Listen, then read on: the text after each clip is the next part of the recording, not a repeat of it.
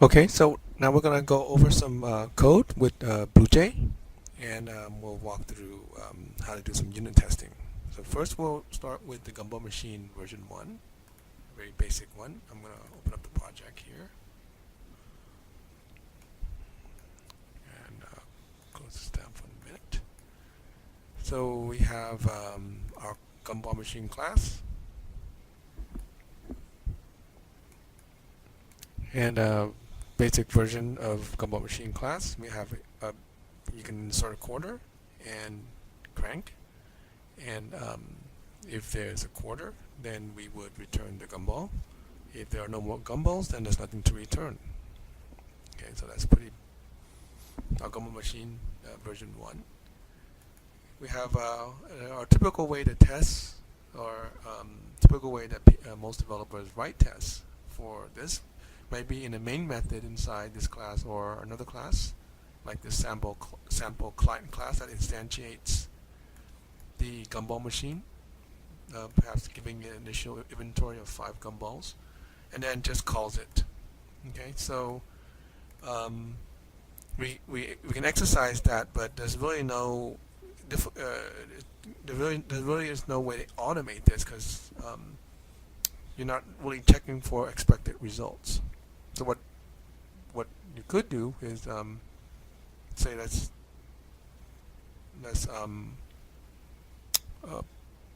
you know, put a breakpoint there, and run it.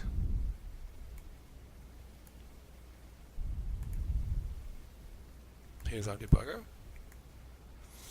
You can see that. So if I execute through this, so I inserted a quarter and cranked, and if I go in and look at my gumball machine object, I can see the private instance variable number gumballs has been decremented by 1, so it's 4. So basically passing the test. So that's pretty manual. That's just using debugger to check for correctness. So we're going to try to automate this. I'm going to exit out of the debugger here and take out the breakpoint. Okay. So I'm going to also demonstrate how to use BlueJ as built-in JUnit functionality. So first you're going to have to make sure that it's enabled. So in the BlueJ preferences, I forget where, I think it's either under extensions or no, miscellaneous.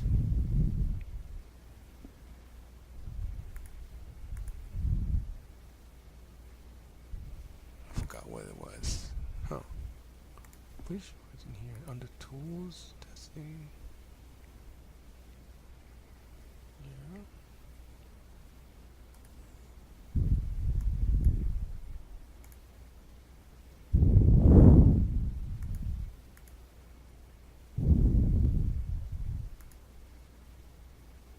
Oh, there it is. Under interface, show unit testing tools. There we go. I don't know how to just got there. Make sure that's turned on. So now what we're going to do is let's try to make it easier for us to test. We can add another method here.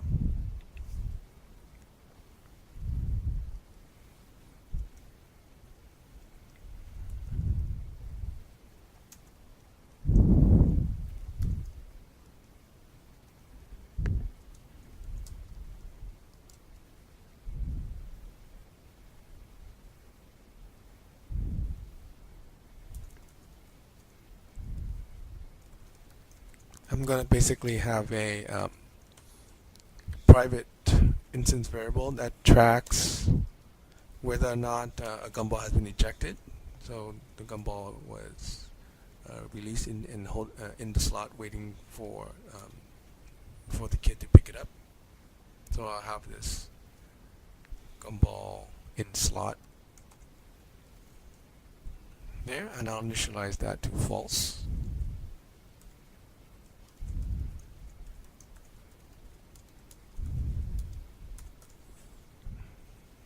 And I can ask the gumball machine if there is a gumball in the slot, and it will return true or false based on what the instance variable is holding at the moment. Okay, so in our code then, where would we set that to true? So if the inventory of gumballs is greater than 0 and there's a quarter, so it looks like right here, after we decrement by 1, we'll set there's a gumball in the slot now, equal to true.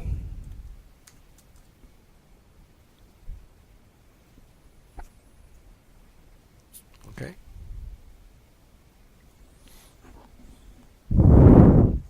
Alright, so let's compile that. Whoops.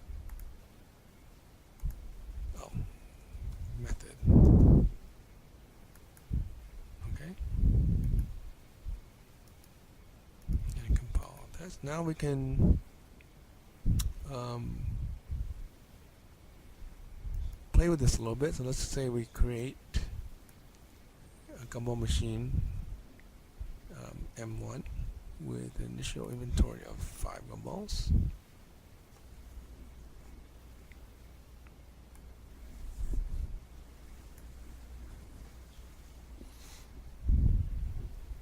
Okay, and then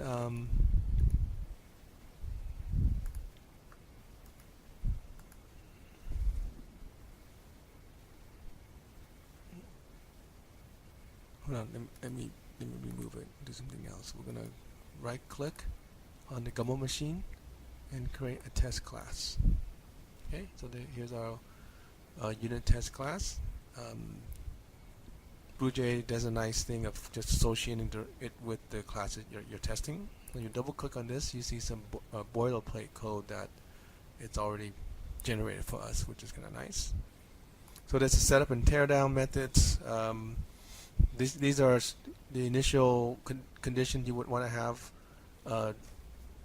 executed and prepared before each and every test is ran.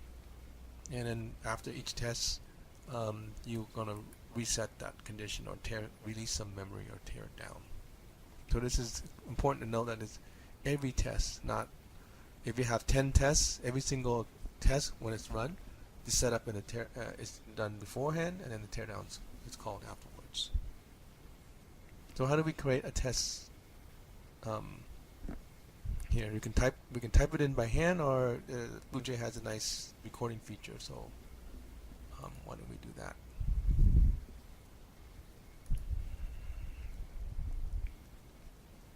Okay, so why don't we create a new machine now. 5. And I'm gonna have an object in the object bench. So I'm gonna put that object bench in my test fixture. By doing that, and you can see in my code that oh, there's 2 of them. I only want 1. It creates the setup by instantiating my gumball M1. Okay. Yeah, I don't know why there are 2. So let's put it back on. Let's go ahead and put it on the bench, so we can do our testing. Now we can do this thing called create a test method, and we'll call it test example.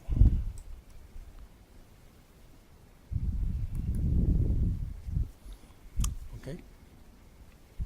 So now I can start interacting with the gumball machine just like the code in the sample client. So what I'm going to do first is insert a quarter,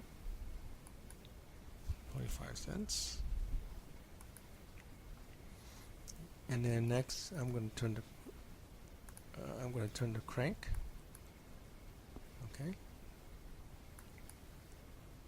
And now I'm going to check for has gumball. Okay, so BlueJ detects that this is a method that returns a value, gives us the ability to see if we want to do an assertion against it and add it to our tests. So here we're saying let's assert that the actual value is equal to the expected value. So our gumball should be true, right? There should be a gumball in the slot. The actual value is true and the expected value is true, so it should pass. This is a positive test. And then we end our recording. And now going back inside the code, we can see the code generated for our test case. Okay, so there's no teardown code. We have a setup code that initializes a gumball machine with 5.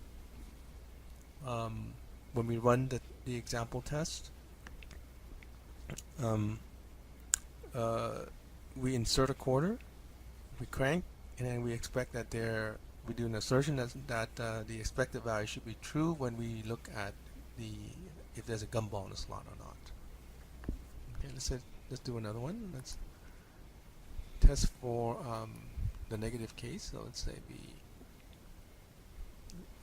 bring our object fixture to the bench again, so we can continue with the testing and create another test method. Test negative case. Okay, so now I'm going to not insert a quarter, but I'm going to turn the crank. Okay, and then I'm going to check to see if there's a gumball, and false should be the case. And end our recording. Okay, so it has the other cases as well to check that there's no gumball case. So we want to, so our code actually right now implements this behavior, right? So it should work. So when we run the unit test, we can say run all tests, so that's both of these.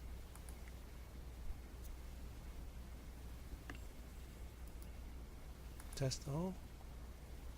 Hold on. And they both pass. We have nice green lights telling us. And also the console here. Let's say we introduce a bug. Let's say that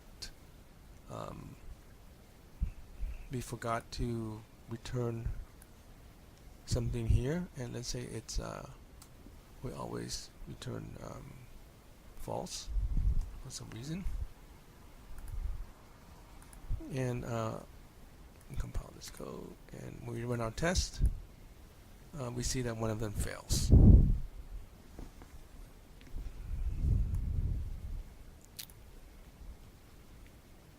Okay, so let me close out this project, and then we'll pick up